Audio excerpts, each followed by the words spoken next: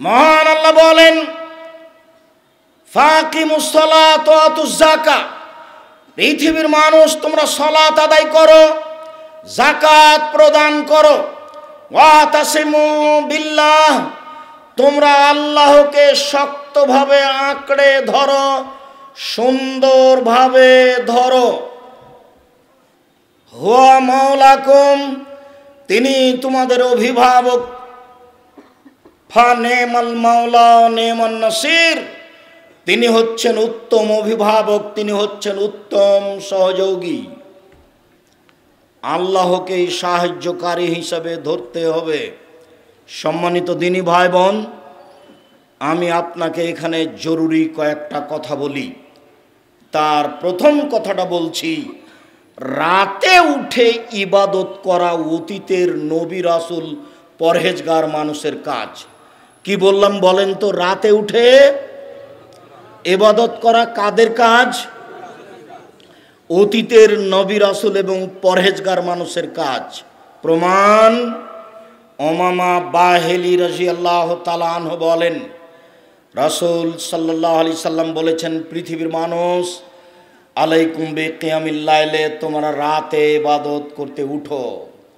ফাইন্নাহু দাবুস সালিহিনা মান কানা কাবলাকুম, এটা হচ্ছে পরহেজগার মানুষের নীতি যারা তোমাদের পূর্বে ছিল। এটা হচ্ছে পরহেজগার মানুষের নীতি যারা তোমাদের পূর্বে ছিল। উপস্থিত বৈঠকের দিনই মুসলিম বোন, আপনাকে বলছি শোনেন, এইদিকে শোনেন। এই মেয়ে, কথা বলছো কেন? তোমাকে তো আমি শুনতে বলছি। উপস্থিত বৈঠকের মুসলিম বোন, আপনি একটু শোনেন। মাগরিবের ফরজ সালাতের পরে 6 রাকাত সালাতুল লাওয়াবিন নামাজ পড়লে 12 বছর ইবাদতের নেকি হবে। হাদিসটি জাল। আপনি মাগরিবের পরে 6 রাকাত পড়িয়েন না, 2 রাকাত পড়েন, বিনিময় প্রতি 12 রাকাত সমান একটা জান্নাত।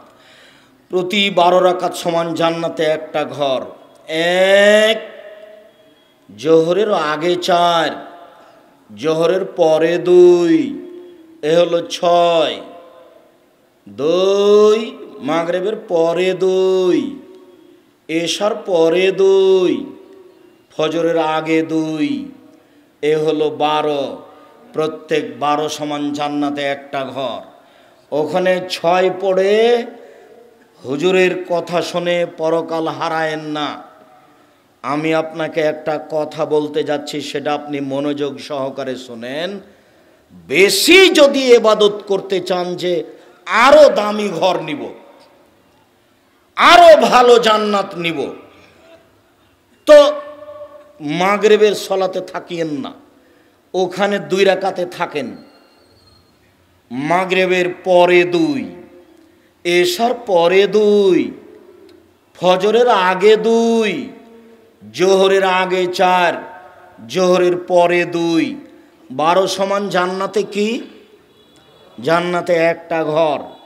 এ দিয়ে আমার হচ্ছে না, আমি আরো দামি জান্নাত নিব। দামি জান্নাতের স্বাদ হওয়া দরকার। দেখেন দেখেন, একজন সাহাবী সফরে আল্লাহ রাসূলের সাথে ছিলেন। তো মেশক আর পানি নিয়ে এসে আল্লাহ রাসূলকে বলছেন, আল্লাহ রাসূল, এই দেখেন মেশক আর পানি থাকলো আপনার পাশে। তখন আল্লাহ রাসূল খুশি হয়ে গেছেন। খুশি হয়ে বলছেন, আচ্ছা আচ্ছা, খুব ভালো ব্যাপার, সালমা শেতা, তোমার যা ইচ্ছা তাই চাও। মানে আমি খুশি হয়ে গেছি, তোমার যা ইচ্ছা তাই চাও, আমি তোমার কাজে খুশি হয়ে গেছি। তখন লোকটা বলছে, আসআলুকা মুরাফাকাতাকা ফিল জান্নাতে, আপনার সাথে আমি জান্নাতে থাকতে চাই। আমাদের নবী গায়েবের খবর জানতেন না, কেননা এই লোকটা কি বলবে তার জানা ছিল না। দেখুন এবার দেখেন, আমার গায়েরা জালেক, না না না না না, এটা নয়, এটা নয়, এটা ছাড়া অন্য চাও, এটা ছাড়া অন্য চাও, এটা নয়। কেন? উনি তো একটু আগে বললেন যে সালমা শেতা, তোমার মন যা চাই তাই চাও। তো ঠিকই চেয়েছে। আমাদের জামালপুরে বাড়ি না হলে আমরা বলতাম যে 20 বিঘা জমি দেন, আর ঢাকা শহর একটা বাড়ি দেন, নাকি এরকম একটা মনের স্বাদ থাকতো। তো উনি বলছেন যে আপনার সাথে জান্নাতে থাকতে চাই। তখন আল্লাহ রাসূল বলছেন, না না না না, এটা নয়, এটা নয়, অন্যটা অন্যটা অন্যটা। তাহলে আল্লাহ রাসূলের জানা ছিল না যে ও কি বলবে, বুঝাতে পারি না কথা। তখন আল্লাহ রাসূল যখন বললেন যে অন্যটা চাও, অন্যটা চাও, তখন লোকটা বলছে হোয়া যাকা, ওটাই চাই, অন্য চাই না, ওটাই চাই। এবার দেখেন আল্লাহ রাসূল বলছেন আইন্নি বেকাসরাতি সুজুদ, তাহলে রাতে বেশি বেশি সালাত আদায় করে আমাকে সাহায্য করো, আমি তোমাকে এমনি এমনি পাশে রাখতে পারবো না, এইটা আমার পক্ষে সম্ভব নয়। পৃথিবীর সবচেয়ে বড় দামি মানুষ, এত বড় পাওয়ারফুল মানুষ আল্লাহ সৃষ্টি করেননি। জান্নাতের গেটে লেখা আছে সর্বপ্রথমে যিনি জান্নাতে ঢুকবেন তিনি হলেন মুহাম্মদ সাল্লাল্লাহু আলাইহি সাল্লাম। যেদিন বিচারের মাঠে কেউ কথা বলতে পারবে না, এমনকি ইব্রাহিম আলাইহিস সালাম এত দামি মানুষ, ইব্রাহিম আলাইহিস সালাম এত দামি মানুষ, জিবরাইল আলাইহিস সালাম বলছেন আমাদের নবীকে, মুহাম্মদ হুয়া ইব্রাহিম হুয়া আবুকা ফাসাল্লাম আলাইহি, মুহাম্মদ এই যে সপ্তম আকাশে ইনি আপনার বাপ, ইনি ইব্রাহিম, আপনি তাকে সালাম দেন। তখন আমাদের নবী একটু আগে গিয়ে বলছেন আসসালামু আলাইকুম আবি, আব্বা আপনাকে সালাম। তখন ইব্রাহিম আলাইহিস সালাম বলছেন ওয়ালাইকুম সালাম ইবনি সালেহ নবী সালেহ, ও আমার সৎ ছেলে, তোমাকেও সালাম। তাহলে ইব্রাহিম আলাইহিস সালামকে উনি বলছেন আব্বা, আর ইব্রাহিম আলাইহিস সালাম বলছেন তুমি আমার ছেলে, তোমাকেও সালাম। তাহলে দেখেন তো এখানে ইব্রাহিম আলাইহিস সালামের কত সম্মান। আবার আল্লাহ বলছেন ইব্রাহিম হচ্ছে আমার খালিল বন্ধু। এরপরেও ইব্রাহিম আলাইহিস সালাম বিচারের মাঠে আমাদের সামনে বলবেন কাদ গাযিবা আলাই রাব্বি মা গাযিবা মিন ক্বাবলা লাবা, আমার প্রতিপালক আমার উপরে রাগ করেছেন, এইরকম রাগ পূর্বে কোনোদিন করেননি, ভবিষ্যতেও কোনোদিন করবেন না। নাফসি নাফসি, আমার যে কি হয় তা আমি নিজেই বুঝি না, আমি তোমাদের কোনো উপকার করতে পারবো না। নাফসি নাফসি, আমার যে কি হয় তা আমি নিজেই বুঝি না, আমি তোমাদের কোনো উপকার করতে পারবো না। প্রতিপালক আমার উপরে আজকে এমন রাগ করেছেন, পূর্বে কোনোদিন এত রাগ করেননি, ভবিষ্যতেও কোনোদিন এরকম রাগ করবেন না। এটা হলো ইব্রাহিম আলাইহিস সালামের অবস্থা। এবার মুহাম্মদ সাল্লাল্লাহু আলাইহি সাল্লামের কাছে, মুহাম্মদ সাল্লাল্লাহু আলাইহি সাল্লাম সিজদায় পড়ে গেলেন। কিছু কথা বলতে হবে, এই জন্য আমরা উপস্থিত হয়েছি, সারা পৃথিবীর মানুষ সেখানে উপস্থিত হব, আমাদের ব্যাপারে কিছু বলবেন, তাই তিনি সিজদায় পড়ে গেলেন। তখন আল্লাহ বলছেন এই ফরাসা সাল মা শেতা ওয়াসফে তুসাফা তুতা সালমা শেতা, মাথা উঠান, যা চাইবেন তাই দিয়ে দিব, সুপারিশ করেন মেনে নিব, মাথা উঠান, যা চাইবেন তাই দিয়ে দেব। সালমে শেতা, যা চাইবেন তাই দিয়ে দিব, মাথা উঠান, যা চাইবেন তাই দিয়ে দেব, যা সুপারিশ করবেন সেটাই মেনে নেব। বিচারের মাঠে ইনি মুহাম্মদ সাল্লাল্লাহু আলাইহি সাল্লাম।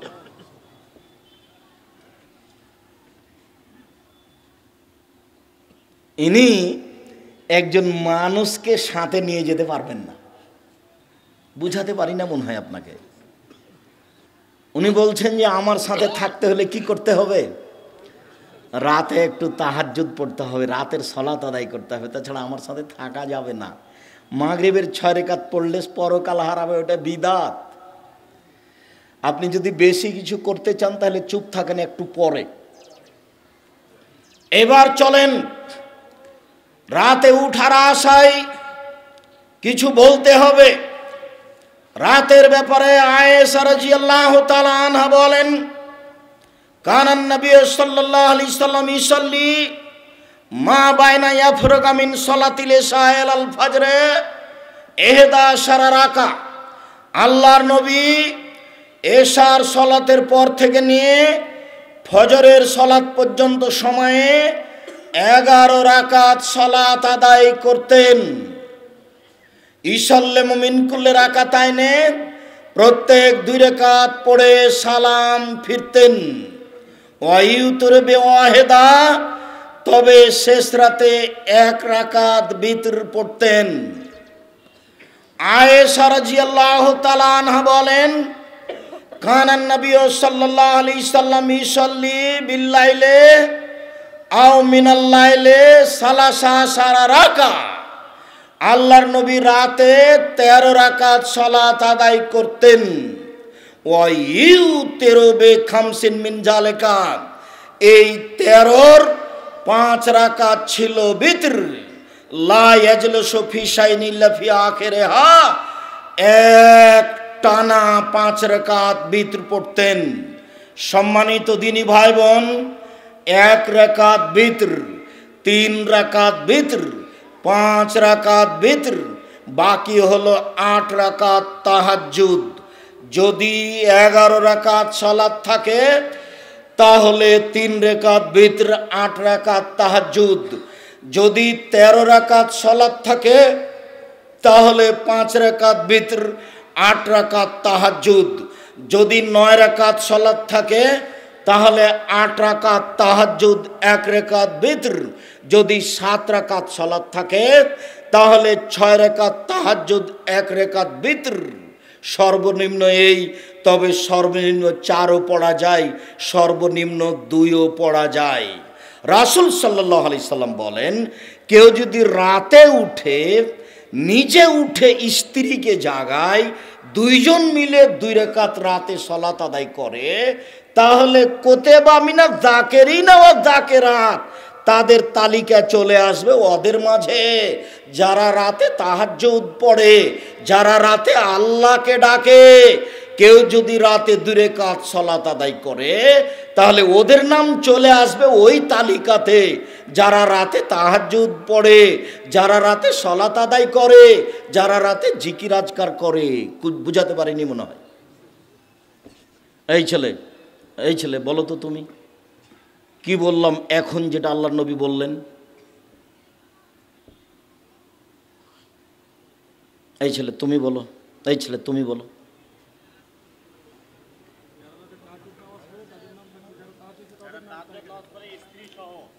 দুই রাকাত, অন্তত 2 রাকাত, তাদের সাথে নাম চলে যাবে। ঠিক আছে, জাযাকুমুল্লাহ।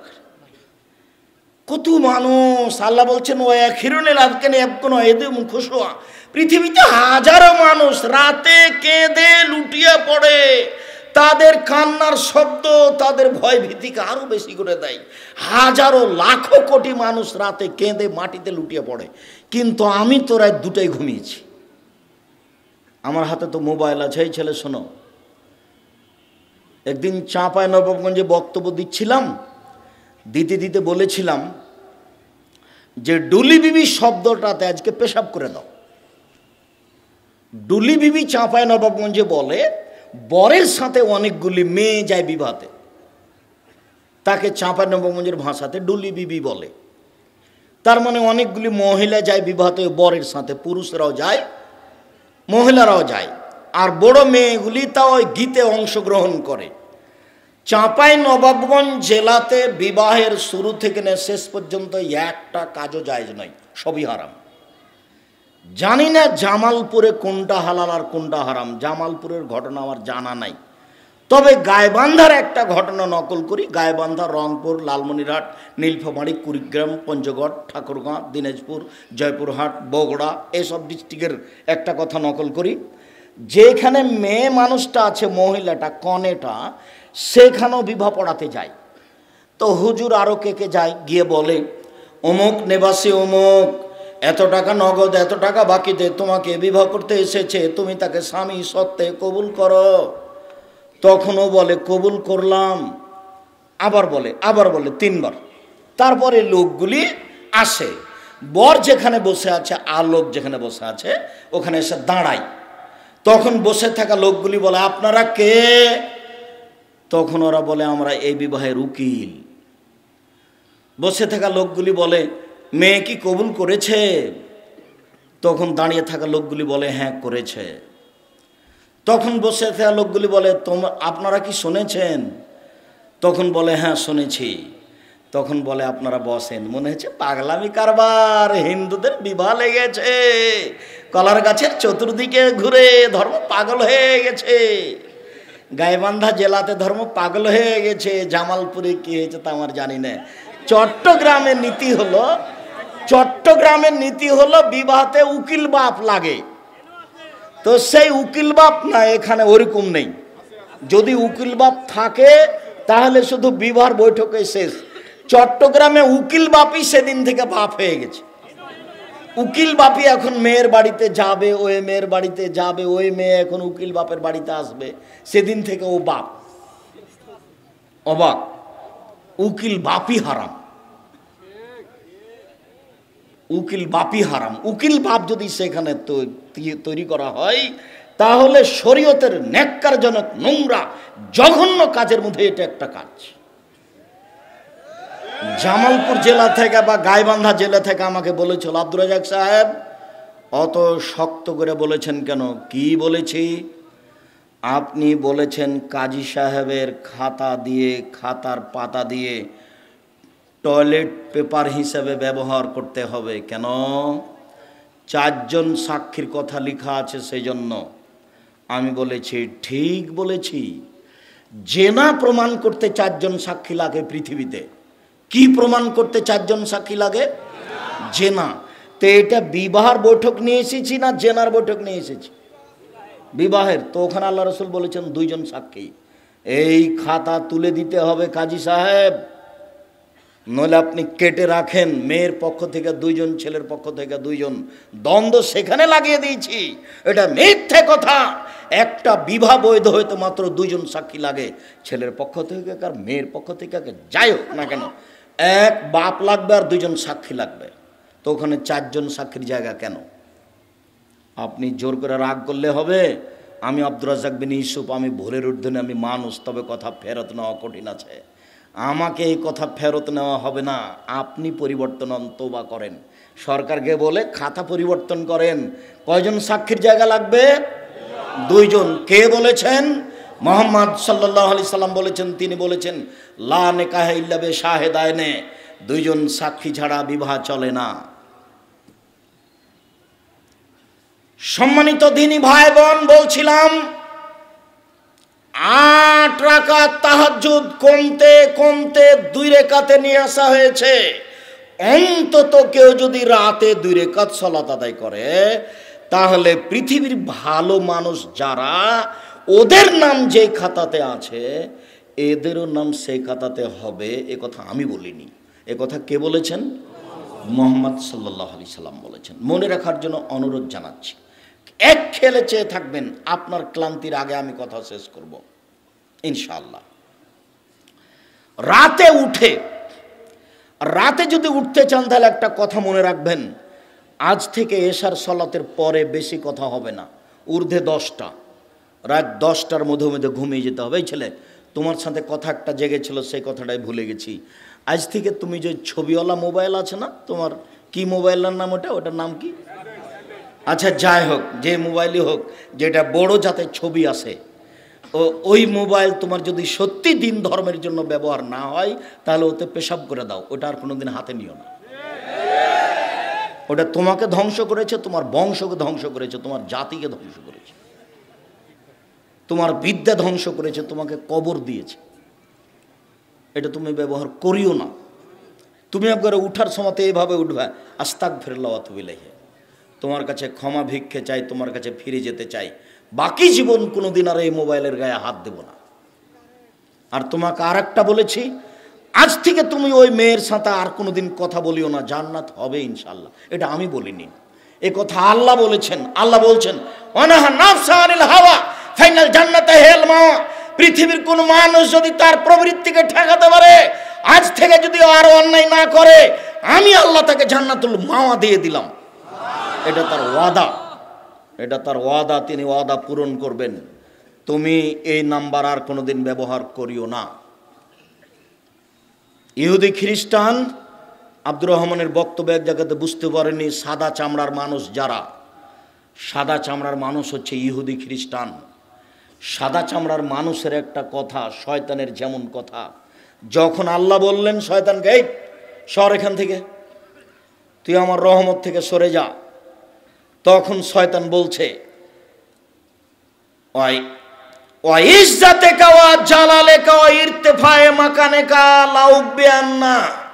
তোমার ইজ্জতের কসম, তোমার সম্মানের কসম, তোমার মর্যাদার কসম, আদমের ছেলে মেয়েকে আমি ভ্রষ্ট করবই করব, ওদেরকে আমি জাহান্নামে নিয়ে গিয়েই ছাড়ব, আমি একাই জাহান্নামে যাব। এটা তার কসম আল্লাহর সামনে। তখন আল্লাহ বলছেন ইজ্জতি ওয়া ইরতিফায়ে মাকানি ওয়া জালালি, শয়তান শুনে রেখো, আমার মর্যাদার কসম, আমার সম্মানের কসম, আমার ইজ্জতের কসম, যতবার আদম সন্তান ক্ষমা চাইবে ততবার ক্ষমা করে দিব, যতবার ক্ষমা চাইবে ততবার ক্ষমা করে দিব। ইবনা আদম দাওতানি ওয়া রাজাউতানি, এ আদমের ছেলে মেয়ে তোমরা শোনো, তোমরা যেভাবে ডাকো আমি সেভাবে থাকি, তোমরা যেভাবে আশা পোষণ করো সেভাবে আমি পূর্ণ করে থাকি, তোমরা যেভাবে ডাকো আমি সেইভাবে থাকি, তোমরা যেভাবে আশা পোষণ করো আমি সেভাবে পূর্ণ করে থাকি। ফাস্তাগফারতানি গাফারতু লাকা, তুমি আমার কাছে গালি, তোমার যত পাপ আছে সব ক্ষমা করে দিব, আমি পরোয়া করি না তুমি কত বড় পাপী, আমি পরোয়া করি না তুমি কত বড় পাপী, আমি পরোয়া করি না তুমি কত বড় পাপী। আদম সন্তান তুমি যতবার ক্ষমা চাইবে আমি ক্ষমা করে দিব।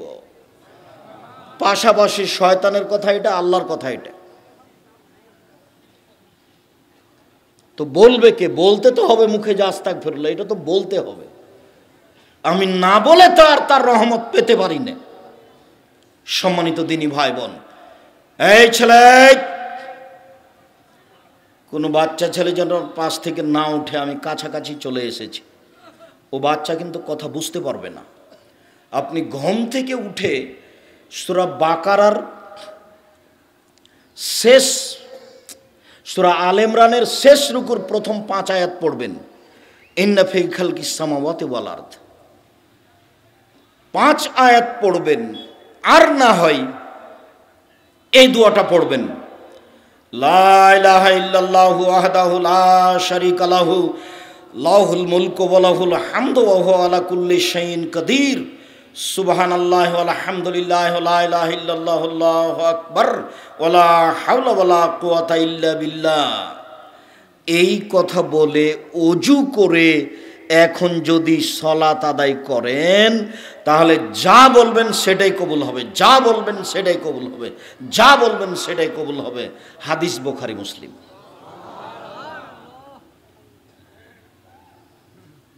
তবে এর চেয়ে বড় দোয়া আছে, বলা না বলা আপনার ব্যাপার।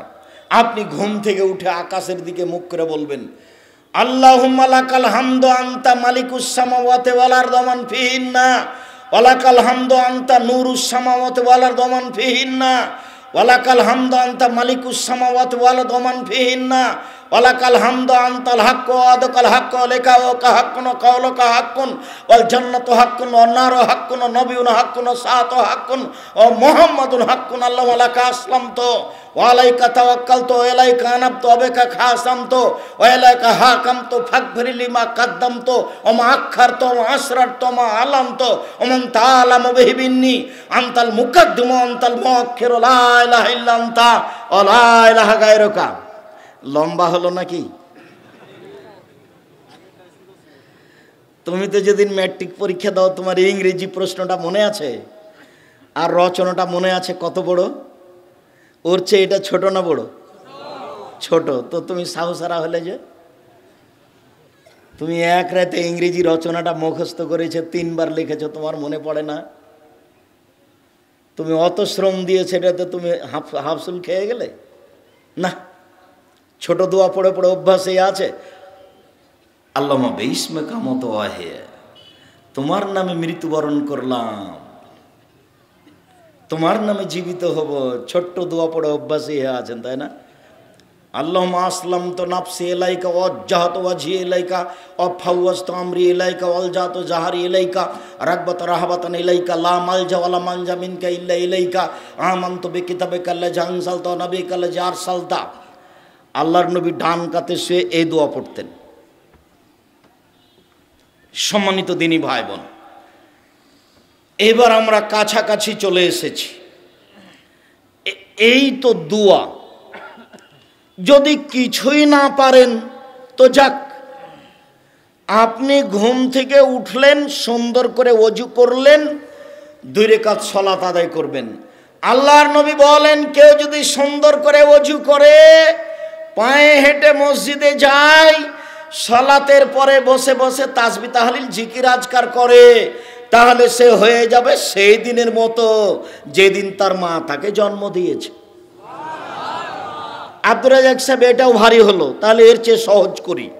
রাসূল সাল্লাল্লাহু আলাইহি সাল্লাম বলেন, কেউ যদি ওযু করার পরে বলে আশহাদু আল্লা ইলাহা ইল্লাল্লাহু ওয়াহদাহু লা শারীকা লাহু ওয়া আশহাদু আন্না মুহাম্মাদান আবদুহু ওয়া রাসূলুহু, তাহলে তার জন্য সব জান্নাতের দরজা খুলে দেওয়া হয়েছে। হ্যাঁ, এইটা সহজ, ঠিক হয়েছে, এবার ঠিক হয়েছে, এইটা সহজ। তো আমরা যে মসজিদে মক্তবে মুখস্থ করেছি, আমরা মুখস্থ করেছি। আমার চাচা মক্তবে পড়াতেন, খুব মেজাজি মানুষ, লাঠি নিয়ে বসতেন, আমাদেরকে বলতেন ওযুর শেষে এই দোয়া পড়তে হয়, আল্লাহুম্মা জালনি মিনাত তাওয়াবিন ওয়াজালনি মিনাল মুতাতাহিরিন। আল্লাহ, তুমি আমাদেরকে তওবাকারীর মধ্যে করো, তুমি আমাকে তওবাকারীদের মধ্যে করো, তুমি আমাকে পবিত্র ব্যক্তিদের মাঝে করো। এই দোয়া পড়লে নেকি হবে, তবে কি নেকি হবে এই কথা মুহাম্মদ সাল্লাল্লাহু আলাইহি ওয়াসাল্লাম বলেননি। তবে কেউ যদি ওযু শেষে বলে আশহাদু আল্লা ইলাহা ইল্লাল্লাহু ওয়াহদাহু লা শারীকা লাহু ওয়া আশহাদু আন্না মুহাম্মাদান আবদুহু ওয়া রাসূলুহু, তাহলে জান্নাতের সব দরজা খুলে গেছে। যান, যেখান দিয়ে যাবেন যান। আব্দুর রাজ্জাক সাহেব আর আলোচনাতে বলছিলেন যে দরজা আকাশের খুলে, ও দরজা আকাশের খুলে ওটা অন্য ব্যাপার। দিন 12টার পরপরই আকাশের সব দরজা খুলে দেওয়া হয়। তাড়াহুড়া করে 12টা 5-এর দিকে 4 রাকাত সালাত আদায় করে নেবেন, তাহলে রাতের তাহাজ্জুদের সালাতের নেকি পেয়ে যাবেন 4 রাকাত। ওটা কিন্তু জোহরের সুন্নাত নয়। 12টা 2-3 মিনিট, বর্তমান 12টাতেই 12টা 5-এর দিকে সুন্দর করে ওযু করে 2 রাকাত সালাত আদায় করে নেবেন 4 রাকাত, তাহলে কত নেকি পাবো? রাতের তাহাজ্জুদের নেকি পেয়ে যাবেন। কোন বইয়ে পাবো এই কথা? উপদেশ, এদেশে একটা বই আছে উপদেশ, নাম শুনেছেন কোনোদিন? ফাঁকি দিয়েন না জানি নিজেকে, ফাঁকি দিয়ে কি হবে বলেন? আব্দুর রাজ্জাক সাহেবের আইনে রাসূল বইটা পড়লাম না, উপদেশ বইটা পড়লাম না, আপনি আমাকে যে ভালোবাসা দেখিয়ে মাঠ ভর্তি হয়ে মানুষ বসে আছেন, ওই কথা বইও আছে, একটু পড়বেন। মাসিকা লিতেশাম পত্রিকা সবাই নিয়ে যাবেন ইনশাআল্লাহ। 20, 25, 30 টাকা কোনো বড় কথা নয়। আপনি যদি নিয়ে না যান, 30 টাকা যদি না থাকে কারো কাছে নেন, যেতে যেতে তো খরচ হয়েই যাবে। উপস্থিত দিনই বৈঠকের মুসলিম বোন শোনেন, আপনার জন্য জান্নাতের দরজা খোলা আছে 2 ভাবে। এই সুযোগ পুরুষের নেই, কিয়ামত পর্যন্ত চেষ্টা করলে এই সুযোগ পুরুষ পাবে না, এইটা শুধু মহিলাদের জন্য। আব্দুর রাজ্জাক সাহেব, আপনি তো কঠিন বক্তব্য দিয়ে রেখেছেন আমাদের ব্যাপারে, জাহান্নাম মানে মহিলা। হ্যাঁ, ঠিকই বলছেন, মহিলা মানে জাহান্নাম, জাহান্নাম মানে মহিলা। আল্লাহর নবী বলছেন, আমি যখন জাহান্নাম তাকিয়ে দেখলাম তখন দেখি শুধু মহিলা আর মহিলা। তা আমি এই কথা বলিনি, আল্লাহর নবী বলেছেন মুহাম্মদ সাল্লাল্লাহু আলাইহি ওয়াসাল্লাম। আপনাকে আমি আর একটা কথা বলি, আল্লাহর নবী বলছেন যে 3 শ্রেণীর মানুষ জাহান্নামে যাবে যাবে। 1, মদমিনুল খাম, যারা নিয়মিত বিড়ি তামাক জর্দা সিগারেট গুল নেশাদার দ্রব্য খায় পান করে। 2, আর রাজলাতু মিনান নিসায়, যারা পুরুষের বেশধারী নারী, যারা পুরুষের জুতা স্যান্ডেল পরে, যারা পুরুষের শার্ট প্যান্ট পরে, যারা পুরুষের পোশাক পরে, এইসব নারী জাহান্নামে যাবে। তুমি জীবনে কোনোদিন, এই মেয়ে শোনো, এই মেয়ে, ফ্যাশন বোরকা পরেছো কেন? ঢিলা ঢালা বোরকা পরতে পারো না? ফ্যাশন বোরকা তো লোক দেখানোর জন্য, তোমার তো একটা ইতস্তবোধ থাকা দরকার। ঢিলা ঢালা বোরকা পরো, হাতে হাত মোজা লাগাও, পায়ে পা মোজা লাগাও, তোমার সম্মান বেড়ে যাবে। পুরুষের পোশাক পরতে হবে না, পুরুষের স্যান্ডেল পায়ে দিতে হবে না, পুরুষের গেঞ্জি গায়ে দিতে হবে না, পুরুষের প্যান্ট পরনে পরতে হবে না, পুরুষের শার্ট গায়ে লাগাতে হবে না। লাগালে জাহান্নাম হবে, হবে কথা মোহাম্মদ সাল্লাল্লাহু আলাইহি সাল্লাম বলেছেন, আমি বলিনি। শেষে তুমিও গেলা, তোমার বাপকে জাহান্নামে দিলে। তোমার বাপের ব্যাপার আল্লাহ রাসূল বলছেন দায়ুস আল্লাযী ইউকিরু ফাহালে আল খাবাসা, যে তার বাড়িতে বেহায়ার সুযোগ দিয়েছে সে হলো দায়ুস। তোমার বাপকে দায়ুস তুমি করেছো, তোমার বাপকে দায়ুস তোমার মা করেছে। মা বেটি মূলে তোমার বাপকে জাহান্নামে ঠেলে দিয়েছ। তোমার বাপকে আমি বীর পুরুষ হতে বলেছিলাম। চোখ যেভাবে ঘুরে বউ সেভাবে চলে, তার নাম ক্ষমতা। চোখ যেভাবে ঘুরে বউ সেভাবে চলে, তার নাম ক্ষমতা। বউকে আদেশ করতে হয়, খালেদা কোথায় আছো, এক গ্লাস পানি নিয়ে আসো। বউকে আদেশ করতে হয়। নিজে নিজে পানি ঢেলে নিলে বউ মনে করবে যে আমার উপরে রাগ করেছে, সেজন্য আমাকে বলে না। নিচে নিচে জুতা খুঁজতে হয় না, জুতা বলতে হয় জুতাটা খুঁজে এনে দাও। আল্লাহ রাসূল আয়েশাকে আদেশ করতেন, আয়েশা জি না বেলিনিল খুমরা মিনাল মসজিদ, মসজিদ থেকে জায়নামাজটা দাও তো আয়েশা। তখন আয়েশা বলছেন আমি ঋতুবতী। তখন আল্লাহ রাসূল বলছেন হাইজ কি তোমার হাতে লেগে আছে, যাও যাও মসজিদে, মসজিদ থেকে জায়নামাজটা নিয়ে আসো। হাদিস বুখারী মুসলিম। আয়েশা জি হালুমিল মুদওয়া সাজিহা, ছুরিটা নিয়ে আসো, ছুরিটা ধারালো করে নিয়ে আসো। আয়েশা রাদিয়াল্লাহু তাআলা আনহা আল্লাহ রাসূল আদেশ করতেন। বউকে আদেশ করতে হয়, ভারী হয়ে থাকতে হয় না। সম্মানিত দিনী ভাই বোন, বউকে কোনো সময় মারবেন না, গালি দিবেন না, কটু কথা বলবেন না, সব সময় প্রশংসা করবেন। একবার যদি ঠোঁট মোটা বলেন 10 বছর ভালোবাসবে না। একবার যদি রং কালো বলেন 10 বছর ভালোবাসবে না। আর জীবনেও কোনোদিন ভুলেও শ্বশুর শাশুড়িকে গালি দিবেন না। কোনোদিন যদি শ্বশুর শাশুড়িকে গালি দেন, আর যদি আপনি আগেই মারা যান, আরও যদি জীবিত থাকে, আপনার গায়ের উপরে দুটো লাথি মেরে চলে যাবে। ওর বাপকে একদিন আপনি গালি দিয়েছিলেন, সেটা তোর অন্তর কেটে আছে। আমি তোমাকে ভিক্ষা করে খেতে বলেছি, সেটা ভালো। শ্বশুরকে যৌতুক ফেরত দিতে বলেছি কাপুরুষ। আমি তোমাকে যৌতুক ফেরত দিতে বলেছি, এটা জামালপুর, মানে যৌতুকে পূর্ণ হয়ে আছে। যৌতুক ছাড়া চলে না। আব্দুর রাজ্জাক সাহেব চাঁপাইনবাবগঞ্জ চলে কি? হ্যাঁ চলে, দু একটা। তুমি ওই পারে যাও, যমুনার ওই পারে গায়েবান্ধা, শুধুই যৌতুক। এই পারে আসো জামালপুর, শুধুই যৌতুক। ভিক্ষা করে টাকা দিয়ে চাউল কিনে ভাত খেয়ে বাদাত কবুল হবে। যৌতুকের টাকা দিয়ে চাউল কিনে ভাত খেয়ে বাদাত কবুল হবে না, যৌতুক হারাম। ভিক্ষা করে খেতে রাজি আছে, যৌতুক নিব না। মানুষের বাড়িতে দিন মজুরি হিসাবে কাজ করে বছর শেষে একটা লুঙ্গি কিনা শ্বশুরকে দিব, শ্বশুরের টাকা দিয়ে খাটলা কিনবো না। শ্বশুরকে ফেরত দিব, ফেরত না নিলে পুড়িয়ে দেবো, সেটা আমি বাড়িতে ব্যবহার করব না। আমাকে জাতিকে দেখাতে হবে যে আমি শ্বশুরের জিনিস নিই না। দেখো তোমার বাপও মুখ নিচু করে আছে, তুমিও বাপ বেটা এইভাবে আছো কেন? লজ্জা লাগে না? বাপ বেটা ভিক্ষা করে খাও। আব্দুর রাজ্জাক সাহেব এভাবে বলছেন কেন? আমার কিছু করার নেই। ভিক্ষা করে খাবো কেন? ব্যবসা করে খাবো, বাপের জমিদারি আছে, চাষ করে খাবো, দিন মজুরি করে খাবো। আমিও তো এটাই বলছি, সাহস করে দিন কাটাবো, পুরুষের মতো হয়ে দিন কাটাবো। কলা বিক্রি করে খাবো, চকলেট বিক্রি করে খাবো, যৌতুক নিব না। কলা বিক্রি করে যৌতুক নিব না, কলা বিক্রি করে খাবো, চকলেট বিক্রি করে খাবো। বছরের শেষে শ্বশুরকে একটা কাপড় কিনে দেবো, আব্বা খুব কষ্ট করে মেয়ে লালন পালন করে আমার হাতে দিয়েছেন, আপনার আমি কি দিয়ে শুকরিয়া আদায় করি, গরিব মানুষ, এনেন একটা লুঙ্গি। মোটর সাইকেল সন্ধ্যা হতে হতে ফেরত দিতে হবে। আমার শ্বশুর আমাকে খুশি হয়ে দিয়েছে। তোমার শ্বশুর ফকিরকে মোটর সাইকেলটা দিতে পারে না? তোমার শ্বশুর তো ফকিরকে দিতে পারে। মুখ খাটো করে আছো কেন বাপ বেটা? যৌতুক কালকে ফেরত দাও, আবার মুখ বড় হয়ে যাবে। বলতে পারবে যে ফেরত দিয়েছিলাম, ভুল হয়ে গেছে, আব্দুর রাজ্জাক সাহেব ফেরত দিয়েছি। আর এটা জামালপুর আর একটা খারাপ নীতি আছে, বোনকে জমি দেয় না। তখন আমি বলেছি তোমার বাপকে যদি আমি কুকুর সিরিয়ালের চেয়ে খারাপ প্রমাণ করতে না পারি, বক্তব্য দিব না। তোমাকে এই কথা বলেছি, তোমার দাদা মারা গেছে, তোমার বাপ জমি নিবে সকালে আর তোমার ফুফু নিবে বিকালে, এরকম না একসাথেই? সকাল বিকাল প্রমাণ করতে পারো না, সেখানে 10 বছর হলো তোমার দাদা মরা, এখনো জমি তোমার বাপ ভোগ করে। তোমার বাপ শিক্ষিত মানুষ কে বলেছে? তোমার বাপ ভালো মানুষ কে বলেছে? এটা আমি তো কোনোদিন বলিনি, আমার জীবনে আমি কোনোদিন এভাবে বক্তব্য দিইনি। আমার তো যদি আমাকে বলো আব্দুর রাজ্জাক সাহেব আপনার নাকি বাপ বেঁচে নাই, জি, আমি মাটি দিয়ে এসে আগে জমি ভাগ করেছি, তারপরে ভাত খেয়েছি। যদি আমি তো একটু জমি চিনি, আমার বোনের স্বামীরা করে, আমার ছোট ভাই জমিই চিনে না। ও বরিশাল মডেল কলেজের শিক্ষক, ও জমি সব দেখেনি।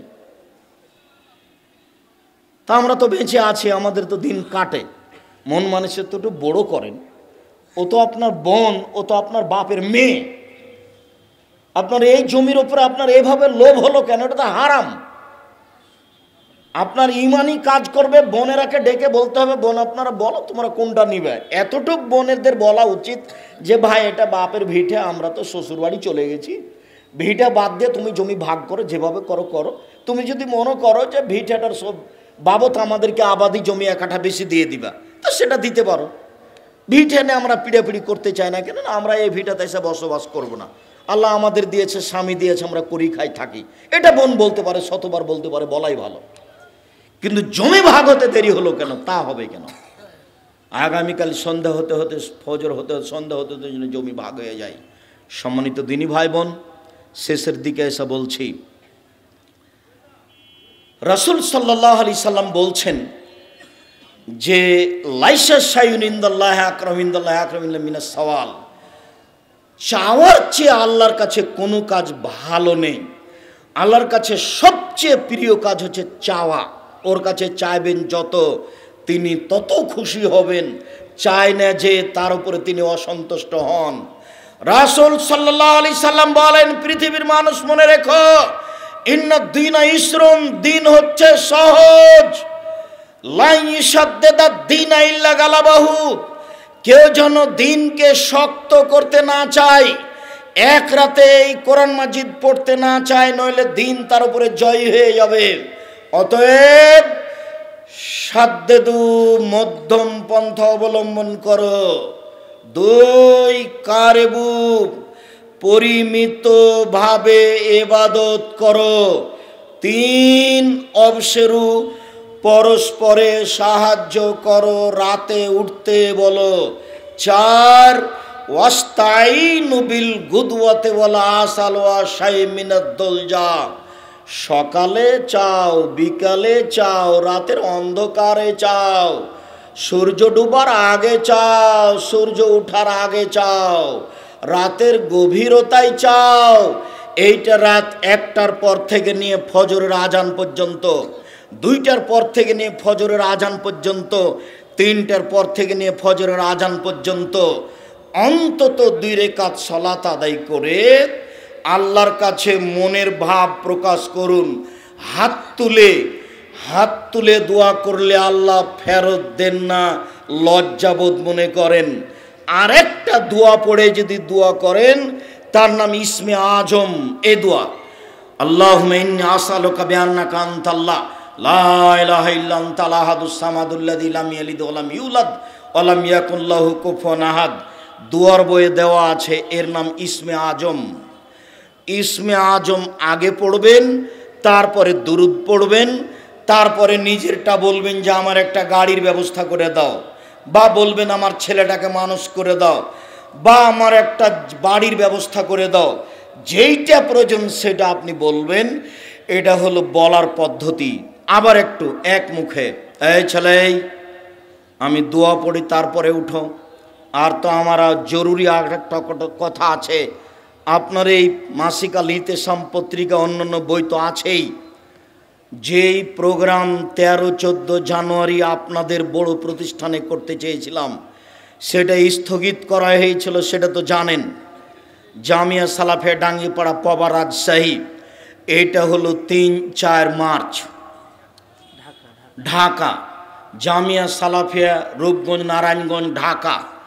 এটা হলো মার্চের 3-4।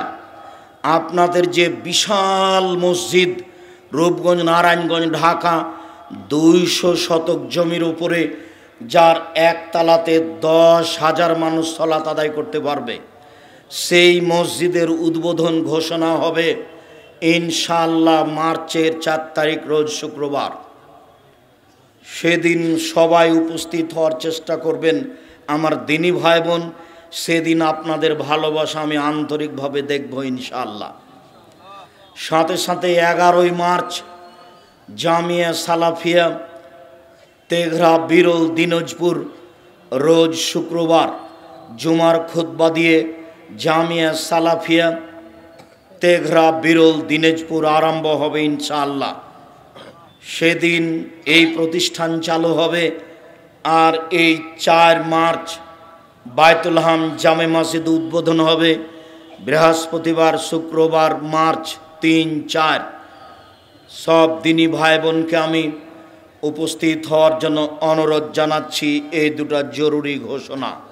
এরপরে সংক্ষিপ্ত কথা, রাতে উঠবেন, দোয়া পড়বেন, সুন্দর করে অজু করবেন, 2 রাকাত সালাত আদায় করবেন, তারপরে ইসমে আজম পড়বেন, তারপরে দোয়া পড়বেন, তারপরে হাত তুলে দোয়া করবেন।